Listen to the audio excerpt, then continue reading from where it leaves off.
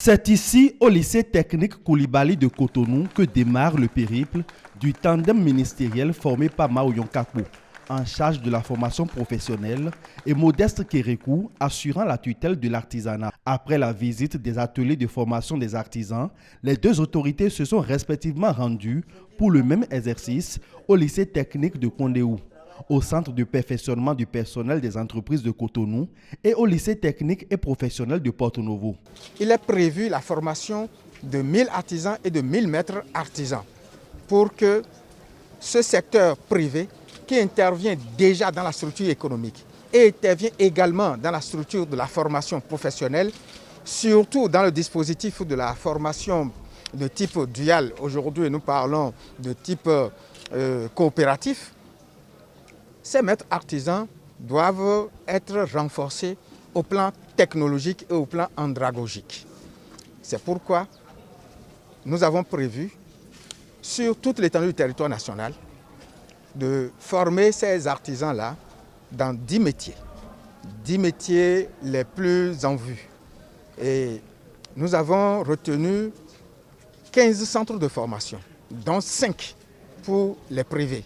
Ces maîtres artisans suivent cette formation en vue de l'obtention du CQP, le certificat de qualification professionnelle, une réforme majeure du gouvernement du nouveau départ. Voilà donc des artisans ou des maîtres artisans qui emploient des apprentis dans le dispositif de formation de type dual.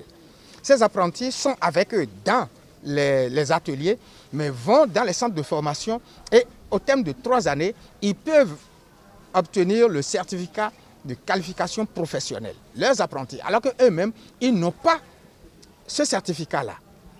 Il y a donc une frustration que cela génère à leur niveau, donc de la résistance pour laisser partir des apprentis qui vont revenir avec des diplômes que soi-même, on n'a pas. Nous avons donc dit qu'il faut que ces patrons, ces maîtres artisans puissent eux aussi disposer de ce certificat-là. La transformation structurelle de l'économie passe aussi par la professionnalisation des artisans, un défi que s'est donné le programme d'action du gouvernement. C'est 10 métiers qui ont été prévus dans cette phase pour que les maîtres artisans, les artisans, y reçoivent, j'allais dire, de la capacitation. Il est nécessaire de les professionnaliser. Et c'est une vision du président de la République clairement explicitée dans le programme d'action du gouvernement. Donc, ces 10 métiers, ça va des plombiers que nous venons de voir tantôt, aux caroleurs, à l'électricien, aux mécaniciens, etc., pour leur permettre d'accroître leur capacité d'intervention et de mieux satisfaire les clients. Qui sont les clients? C'est vous et nous.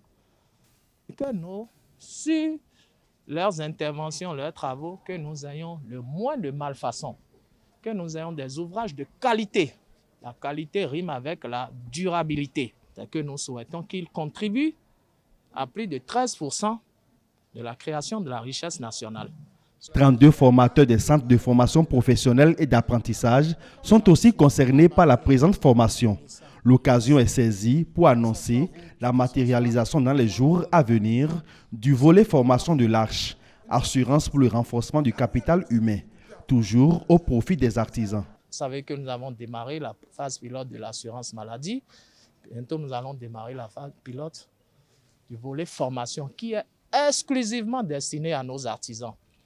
Nous allons procéder à la mise en place des comités, des CLAF, des comités locaux Arche Formation, de telle manière que dans toutes les 77 communes, je dirais même dans les 546 arrondissements, c'est les collectifs des artisans eux-mêmes, entre professionnels, qui, encadrés par les services techniques du ministère de l'Artisanat, de la formation professionnelle, vont identifier leurs besoins de formation, vont manifester auprès de ces CLAF où ils sont représentés pour que des curricula de formation, des formateurs soient identifiés et mis à leur disposition. En attendant que l'Arche Formation ne prenne corps, les maîtres artisans qui suivent la formation actuellement en cours sont reconnaissants envers le gouvernement et promettent d'être assidus pour un bon rendement à l'issue de leur évaluation.